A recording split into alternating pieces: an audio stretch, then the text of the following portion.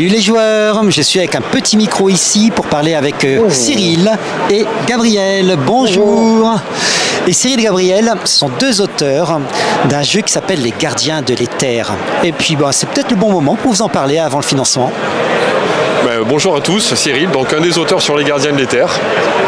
Voilà, et moi c'est Gabriel, du coup, un des auteurs et aussi illustrateur sur un sujet, un projet à 4 mains en fait. On travaille à deux dessus et on travaille, même si Cyril est l'auteur principal de toute la mécanique, il écrit les textes, voilà.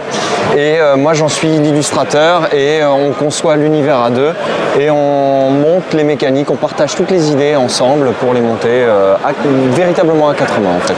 Ouais, et là c'est véritablement le projet où l'illustrateur et l'auteur travaillent, on peut dire en symbiose finalement. C'est ça, c'est l'idée. C'est un projet qui a duré, ça fait un petit moment que j'ai ce projet là en fait, moi sous le coude avant de l'avoir proposé à Cyril. C'est un projet que j'avais commencé à lancer avec Ankama à la base et l'idée c'était de jouer, enfin de créer un jeu où on incarnait un chaman de l'espace. On était donc accompagné, on joue un humain qui est accompagné par un gardien éthérique, donc qui vit sur un autre plan, à tête même, ou anthropomorphique en fait, mi-animal, mi-humain. Et qui va nous accompagner dans nos quêtes, dans les messages qu'on aura à recevoir, les technologies qu'on va devoir aller chercher, les secrets de l'univers en fait. On va voyager entre différents peuples. Donc là je vais présenter les premiers peuples. Donc on va avoir, par exemple, on va pouvoir incarner un géol qui va être un peuple plutôt de type très typé européen dans sa façon de penser. Ça va être un petit peu le paladin du jeu. On aura le Folker où on va être entre l'Indien des hautes plaines et le Mongol. C'est vraiment un peuple nomade, les Folkers. On a vraiment mis en place des peuples typés dans cet univers.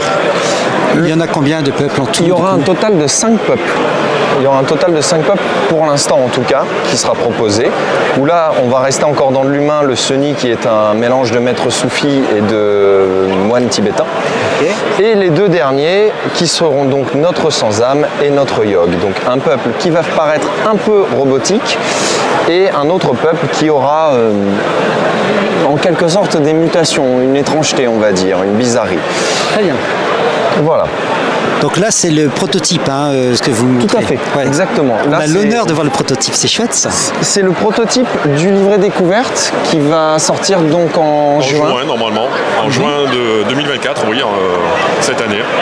Et qui proposera donc les 3 premiers peuples jouables. Les 2 derniers, il faudra attendre le livre de base pour pouvoir les découvrir en fait.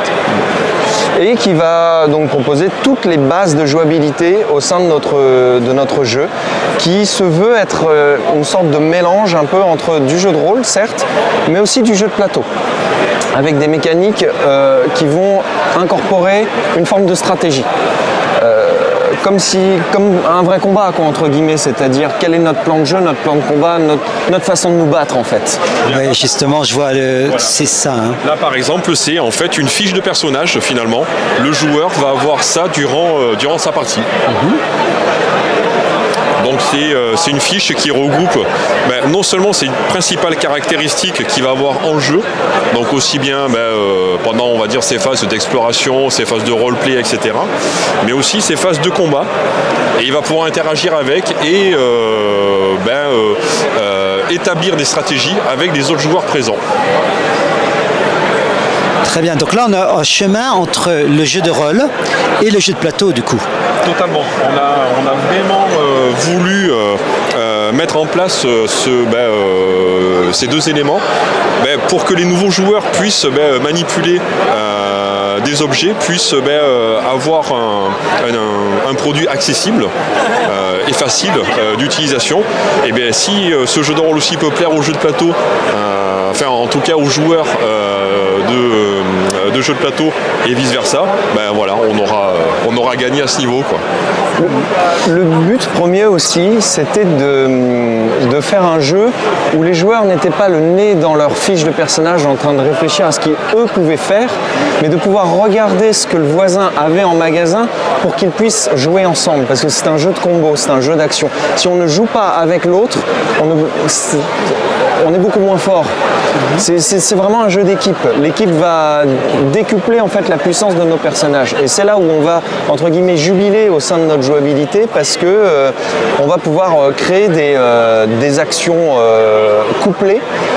Et c'est là où l'inventivité va se faire aussi au sein du combat. C'est-à-dire les actions n'auront pas cette espèce de même répétition, genre je m'avance, je frappe, ou je m'avance, je fais ceci, ou ainsi de suite. Ouais. Non, c'est j'ai découvert que là, toi, tu pouvais faire ça, moi, je peux faire ça. À nous deux, on a une troisième possibilité, voire une quatrième qui va s'ouvrir, en fait. Au niveau des scénarios, vous avez prévu déjà des choses lorsque les financements vont démarrer? Tout à fait. Ouais, sur le livret découverte, il y a déjà un premier scénario qui est établi, qui est assez grand. On va dire un mélange d'exploration finalement et de sauvetage du monde. Donc là, on met déjà les joueurs devant un gros défi. Et ensuite, on a un scénario qu'on fait jouer en convention qui est le prélude sur une mini-campagne qu'on est en train d'écrire déjà. Voilà. C'est bien ça, quand une petite campagne pour alimenter un jeu, c'est tout de suite la gamme qui monte, quoi. C'est ça. Et même si on est toujours en cours de développement sur des phases d'univers et encore de gameplay, mais même si on a quasiment tout qui est cadré, eh bien on a déjà l'idée générale de la mini-campagne. Très bien. Oui. Et donc une sortie, en tout cas un financement, on a une vague date, même un premier semestre ou quelque chose de ce type? Alors si le livret découverte va sortir au mois de juin de cette année, le financement va être au mois de septembre. Déjà. Septembre 2024, courant septembre 2024.